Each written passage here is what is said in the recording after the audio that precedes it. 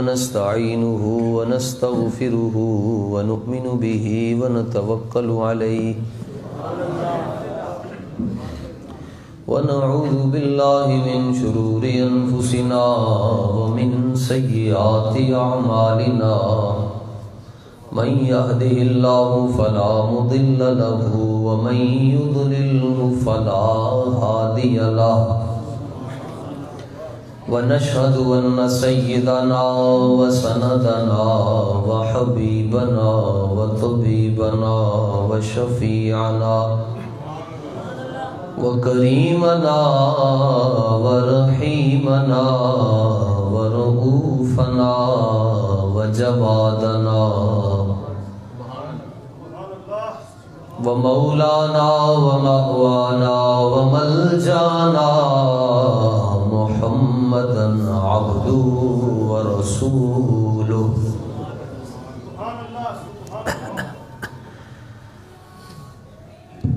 أما بعد فأعوذ بالله من الشيطان الرجيم بسم الله الرحمن الرحيم إن الذين أجرموا كانوا من الذين آمنوا يضحكون صدق الله مولانا العظيم إن الله وملائكته يصلون على النبي يا أيها الذين آمنوا صلوا عليه وسلموا تسليما صلاة والسلام عليك يا سيدي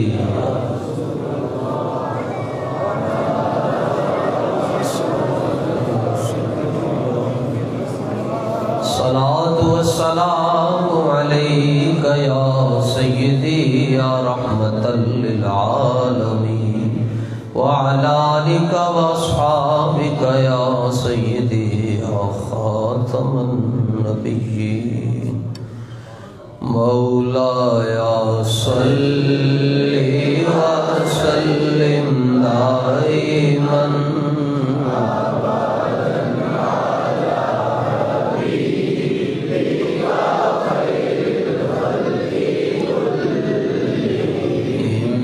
مولاي صل وسلم دائما ابدا على حبيبك خير الخلق كلهم.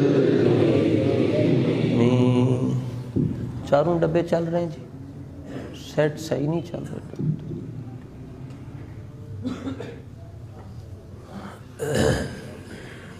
مولاي صل وسلم دائما على حبيبك خير الخلق محمد سيد الكونين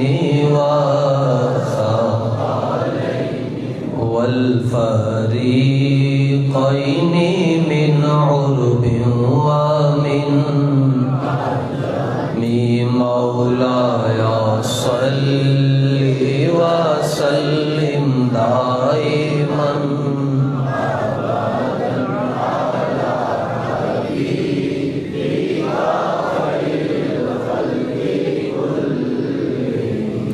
فاق النبيين في خلق وفي خلق ولم يدانوه في علم ولا كرم مولاي صل وسلم دائما على حبيبك خير الخلق جاءت لدعوته الأشجار ساجدة تمشي إليه على ساق إلى قدم مولاي صل وسلم دائما أبدا على حبيبك خير الخلق كلهم. چونکہ امام بصیری علیہ الرحمہ کا یہ نعتیہ دیوان ہے عربی میں، قصیدہ بردہ شریف اسے کہا جاتا ہے. بچپن سے آپ حضرات اور ہم اس کو سن رہے ہیں. معنی معلوم نہ ہونے کے باوجود اس میں لذت ہے، عشق ہے، نبی علیہ السلام کی بڑی محبت ہے. اس کے پیچھے وجہ صرف اور صرف اتنی ہے کہ آپ نے یہ سارا قصیدہ خود حضور پر نور صلی اللہ علیہ وسلم کو سنایا ہے. اور جب آپ بھی کبھی اکیلے بیٹھ کے نعت سنتے ہیں تو اس کی کوئی کیفیات ہوتی ہیں. جب نبی علیہ السلام نے اپنی نعت یہ سنی تو اس کے بعض شعر ایسے ہیں کہ جب وہ شعر آتے تو حضور علیہ السلام خود جھومتے ہیں جی. فتمایل، تمایل کا مطلب ہوتا ہے جھک جانا، یوں مطلب. اور آپ فرماتے ہیں بڑی اچھی نعت لکھی ہے. اور پھر دائیں جانب بھی نبی علیہ السلام، پھر بائیں جانب. یہ جو شعر ابھی پڑھنے لگا ہوں یہ شعر حضور علیہ السلام سن کر تو آپ جھومتے تھے. اس میں شرم والا بندہ تو یہاں آیا ہی نہ کرے جی، جس کو شرم آتی ہو جی. بس یہاں اس کو جھوم کر پڑھیں اور اس کا لطف حاصل کریں. هو الحبیب الذی ترجا شفاعته، هو الحبیب الذی ترجا شفاعته، لکل حول من الاحوال مولاي صل وسلم دائما ابدا على حبيبك خير الخلق كلهم. هو الحبيب الذي ترجى شفاعته، لكل من الاحوال مقتحم مولاي صل وسلم دائما ابدا على حبيبك خير الخلق كلهم. پھر سنو. هو الحبيب الذي ترجى شفاعته، لكل حول من الاحوال مقتحم مولاي صل وسلم دائما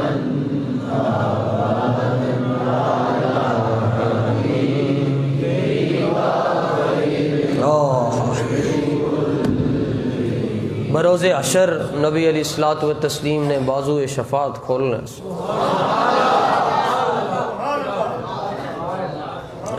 بازو شفاعت، شفاعت کے بازو کھولیں گے کہ کوئی اشارہ ان جیسا کوئی کر ہی نہیں سکتا. نہ کبھی یہ تصور آتا ہے، لیکن چونکہ سمجھانا مقصود ہوتا ہے نا، اس لیے بازو شفاعت کھلیں گے. آواز آئے گی آ جاؤ سارے.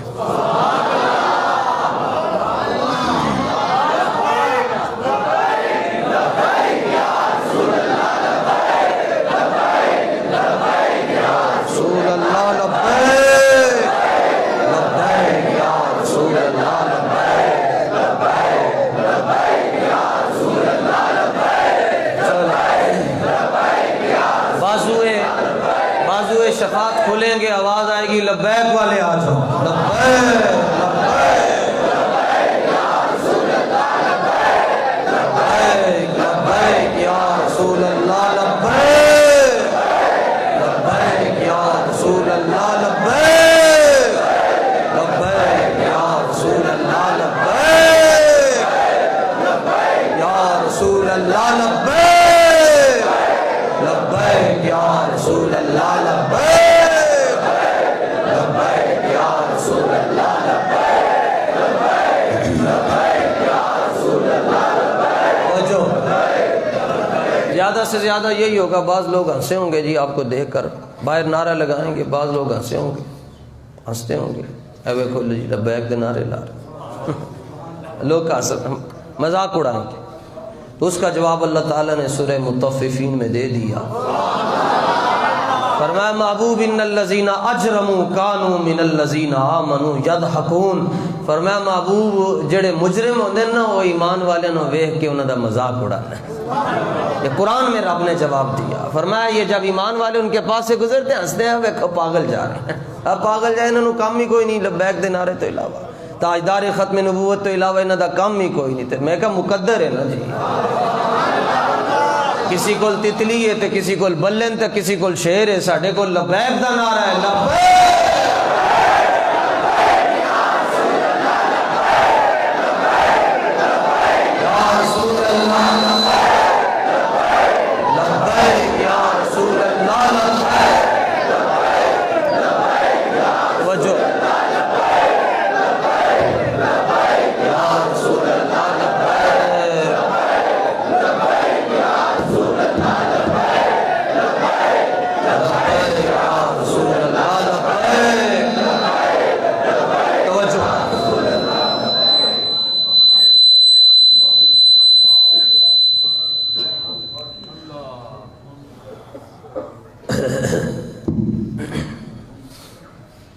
جس نے بھی بخشا جانا ہے جی حضور علیہ السلام کی نگاہ عنایت کی،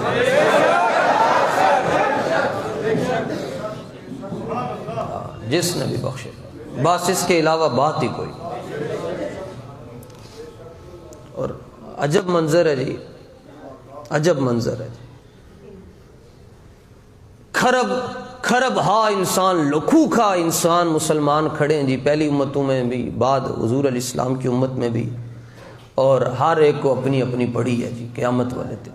یوم یفر المرء من اخی، گوڑیاں سنگتاں ٹوٹ جان گیا جی، گوڑیاں سنگتاں، جنہوں نے رات نیندر نہیں سی آندی اپنے سجن تو بغیر، وہ بھی قیامت والے دن کیا کرنا ہی ہو،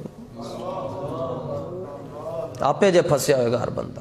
وَأُمِّهِ وَأَبِيهِ، ماں پیو بندے نو پیڑے لگن گے، اولاد ماں پیو نو پیڑی لگے گی، سنگتاں ٹوٹ جان گیا جی، گوڑیاں یاریاں ٹوٹ جان گیا۔ اللہ فرماندا ہے جدوں ساریاں یاریاں ٹوٹ جان گیا نا تے الاخلاء بعضهم لبعض عدو الا المتقین، فرمایا جدوں ساریاں یاریاں ٹوٹ جان گیا لوکاں دیاں، ادوں بھی جڑے بندے رب دے ولیاں نال پیار کردے ہون گے اوتھے بھی اکٹھے ہون۔ چلو ہاں ہم تو داتا صاحب والے ہیں جی، ہم غوث پاک والے ہیں، ہم حضرت بابا فرید والے ہیں، حضرت معین الدین چشتی اجمیری والے ہیں، خواجہ صابر پیا والے ہیں، حضرت میاں میر والے ہیں، علامہ خادم حسین رضوی والے ہیں، حضرت میاں شیر ربانی والے ہیں، حضرت گنجے کرم والے ہیں، عطار والے ہیں، سانو کوئی رولا نہیں چھو۔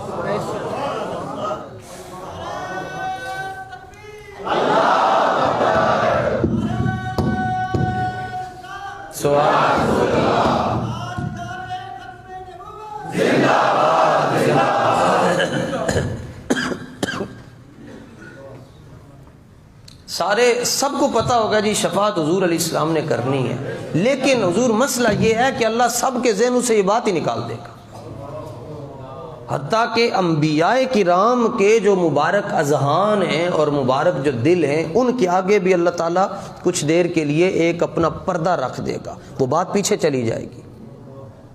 کچھ دیر کے لیے بندہ یوں کرتا ہے نا، کہنا دل وچ ہے گل مگر باہر نہیں آ رہی، یاد نہیں آ رہی کی گل ہے، ورنہ لوگ حضرت آدم علیہ السلام کے پاس جائیں گے اور کہیں گے حضور شفاعت شفاعت، حضور بخشوا چھڑ دو، تو آپ فرمائیں گے اذهبوا الی غیری، اذهبوا الی غیری، کسی اور کے پاس جاؤ۔ حالانکہ کہنا تو یہ چاہیے کہ حضور کے پاس جاؤ، شفاعت انہوں نے کرنی ہے، لیکن کچھ دیر کے لیے آپ علیہ السلام کے مبارک ذہن پر بھی یہ بات پیچھے رہ جائے گی، آپ کہیں گے کسی اور کے پاس جاؤ، یعنی میں نے یہ کام نہیں کرنا، اگرچہ میں ابو البشر ہوں مگر شفاعت میرا منصب نہیں ہے۔ لوگ آئیں گے آدم ثانی کے پاس، نوح علیہ السلام کے پاس، تو وہ کہیں گے حضور شفاعت، اذهبوا الی غیری۔ حشر کے میدان میں کیا ہو رہا ہے؟ توحید والوں کی توحید تو خطرے میں ہے، ورنہ اللہ تعالیٰ فرما سکتا ہے تم میرے ہوتے ہوئے آدم کے پاس گئے کیوں ہو؟ یہ تنگ کر رہے ہیں نا، یہ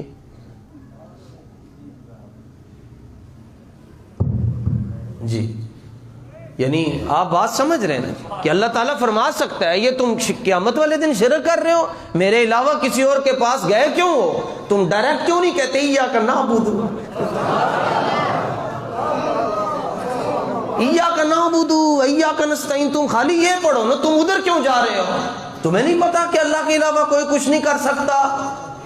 لیکن یہاں کہا جا رہا ہے غیر اللہ، اللہ غیر اللہ کی طرف نہیں بھیجے گا، اللہ اپنے نبیوں کے پاس بھیجے گا۔ تو غیر اور ہوتے ہیں، نبی اور ہوتے ہیں۔ حضرت نوح علیہ السلام فرمائیں گے نہیں یہ میرا منصب ہے ہی نہیں، آگے جاؤ۔ وہ آئیں گے حضرت موسیٰ علیہ السلام کے پاس، وہ بھی یہ نہیں کہیں گے کہ جانے جانا کے پاس جائے، وہ بھی کہیں گے میرا منصب نہیں ہے۔ پھر لوگ ترستے یہ اولو العزم رسول جی 5 ہیں اولو العزم۔ حضرت ابراہیم خلیل اللہ کے پاس آئیں گے، حضور آپ جد الانبیاء ہیں، ساڑھے واسطے حضور کوئی سفارش کر دے جی۔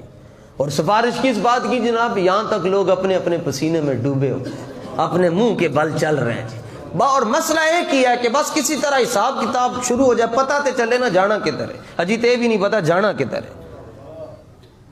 حضرت موسیٰ علیہ السلام بھی فرمائیں کہ اذهبوا الی غیری، اذهبوا کا معنی چلے جاؤ، الی غیری کا مطلب میرے غیر کی طرف۔ تو وہ پھر حضرت عیسیٰ علیہ السلام کے پاس آئیں گے، تو ہائے ہائے عقل فیل ہو جاندی ہے۔ حضرت عیسیٰ علیہ السلام کے پاس آئیں گے تو حضرت عیسیٰ علیہ السلام یہ نہیں کہیں گے کہ الی غیری، میرے علاوہ کہیں اور جاؤ، بلکہ آپ ایک جملہ ارشاد فرمائیں گے، فرمائیں گے اذهبوا الی محمد صلی اللہ علیہ وسلم۔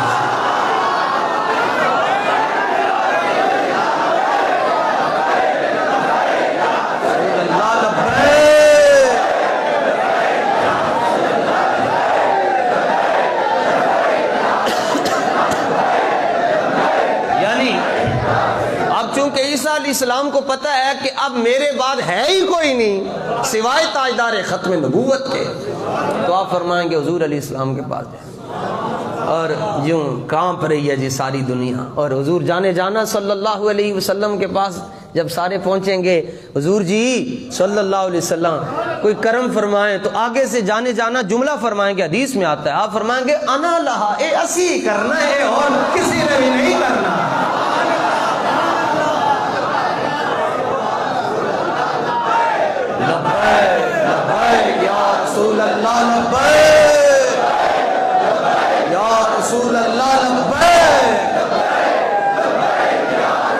لیکن